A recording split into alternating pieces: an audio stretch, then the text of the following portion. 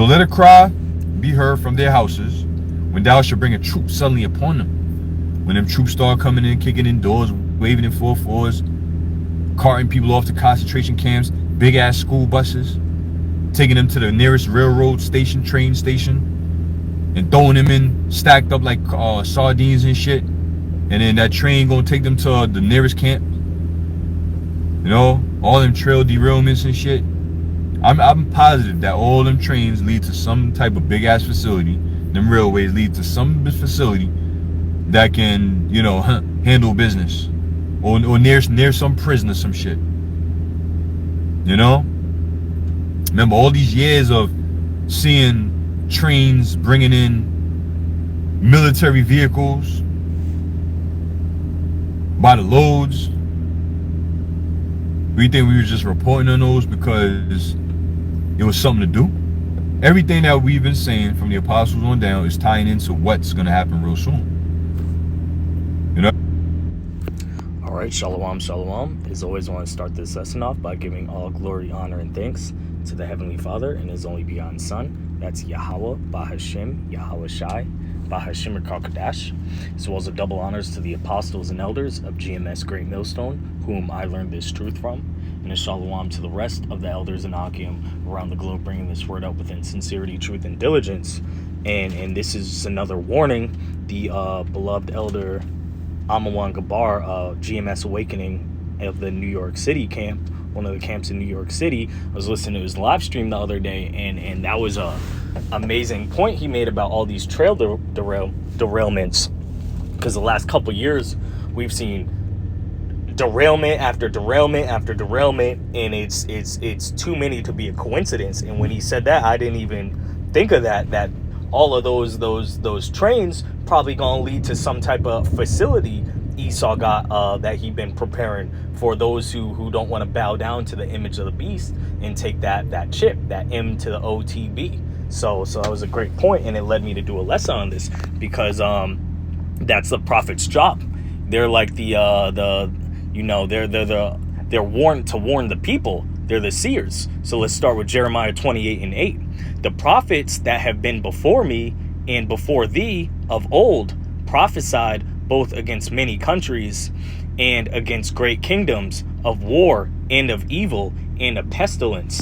And the beloved Akim of GMS Chicago, they always open the camp up with that scriptures, because, you know, to a worldly bystander or just passerby, you see brothers, you know, so-called blacks, Hispanics sitting in what they view to be is the fringes as dresses, and, you know, brothers have a very straight countenance on their serious countenance on their face, and they wondering what's going on. It might look like a joke to them, but really those are the true Lord willing we be of that number, true men of the Lord, warning specifically, you know, their people, Negroes, Hispanics, Native Americans, so-called, of the evil that's about to go down, and to warn the rest of these heathens that their time's coming up, and to warn Esau and tell Esau his judgment, because he done got away with a whole bunch of evil, but that them days of him skating off and living wealthy within wickedness is coming to an end. His world is ending. It's closing up, and it's going to close up wickedly. It's going to go out bitterly.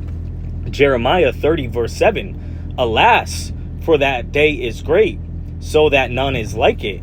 It is even the time of Jacob's trouble, but he shall be saved out of it. And that's also pursuing with Isaiah 13:12. I'll make a man more precious than fine gold. And that man is talking about a man of the Lord. That's who's going to be saved out of it. 2/3, it's known that 2/3 of our people are going to fall and perish by the sword. But the Lord, you know, is going to leave a remnant of his people to deliver out of this incoming hell. It's called Jacob's trouble, and Yahweh Ba'ashem Yahushua is going to unleash Esau, because Esau, and we'll get into that, because Esau's always hated Jacob. Okay, and let's get another one, just speaking on the how evil and dark of a days and time that this is going to be, Jacob's trouble for our people. Daniel 12:1.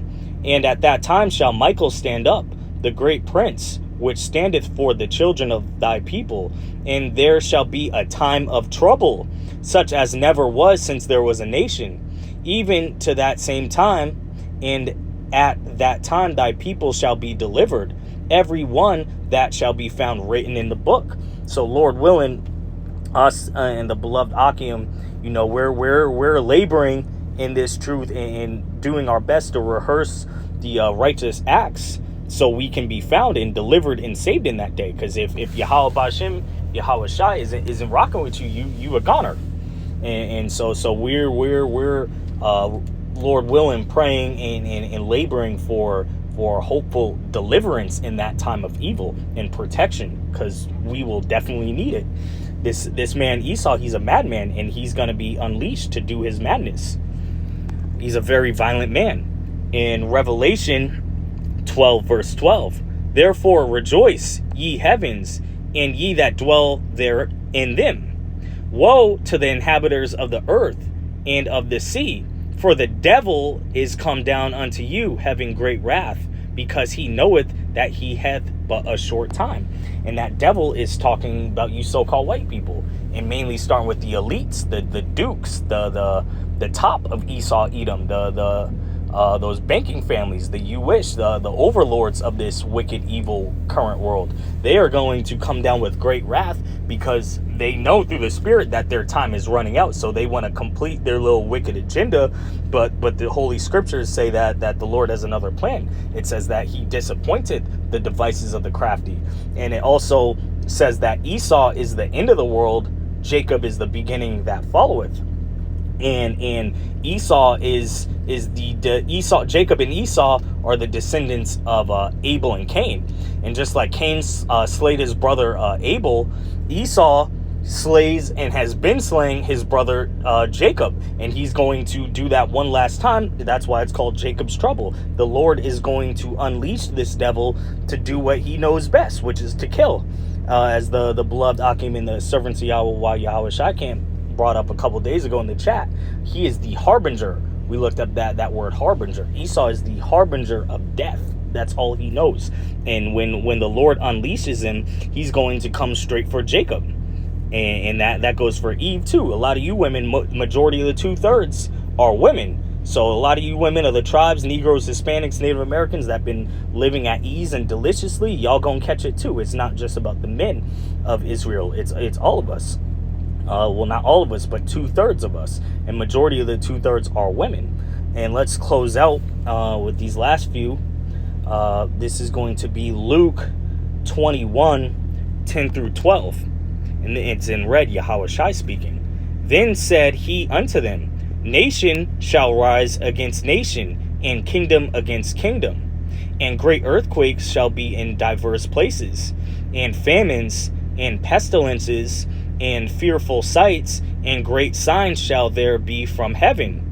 But before all these, they shall lay their hands on you and persecute you, delivering you up to the synagogues and into prisons, being brought before kings and rulers for my name's sakes. And that's what's happening right now. Nation is rising up against nation. That is going into the third woe, World War III. Ooh, Slovakia. Okay, just ignore that background noise. And then, as well as we just had another great earthquake go down the other day. And it also said that you will be brought into prisons. And that's what the beloved elder Amawan Gabar just mentioned. Hold on one second. Salakia for that. And let's finish up, because Esau's about to come down with great wrath. It could happen at any day. He'll use some type of false flag.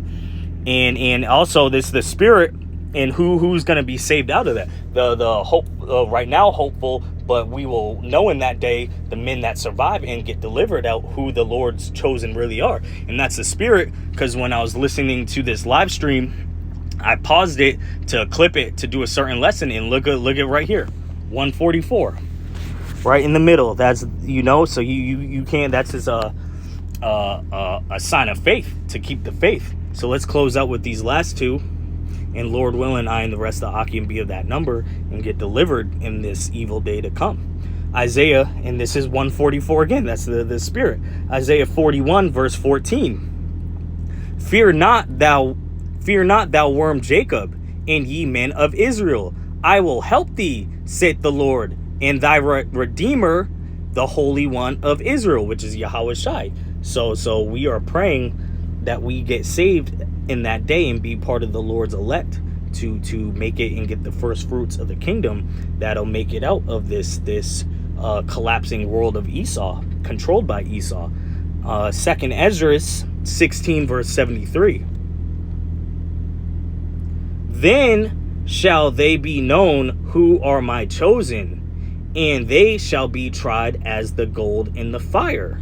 And that goes pursuant to Isaiah the 13th chapter. I'll make a man more precious than fine gold. You got to try gold in the fire. And right here, Isaiah 13 verse 12. I will make a man more precious than fine gold, even a man than the golden wedge of Ophir. Because in verse 11, I will punish the world for their evil and the wicked for the iniquity, and I will cause the arrogancy of the proud to cease and lay low the haughtiness of the terrible. And let's close off on this one last scripture. Salaki, I'm on the plantation right now, and that buzzer you heard in the background kind of threw me off a little bit. But let's close off on this one, speaking on who the Lord's chosen are, and they're gonna how by a razor thin margin even the Lord's elect will make it into the kingdom. Acts 14 verse 22, confirming the souls of the disciples and exhorting them to continue in the faith, and that we must through much tribulation enter into the kingdom of Yahweh. And I believe there's one more as well, and look at that, 1144. So let's close on that. I just hope this is edifying and a warning to the elect and the hopeful elect out there. And shalom.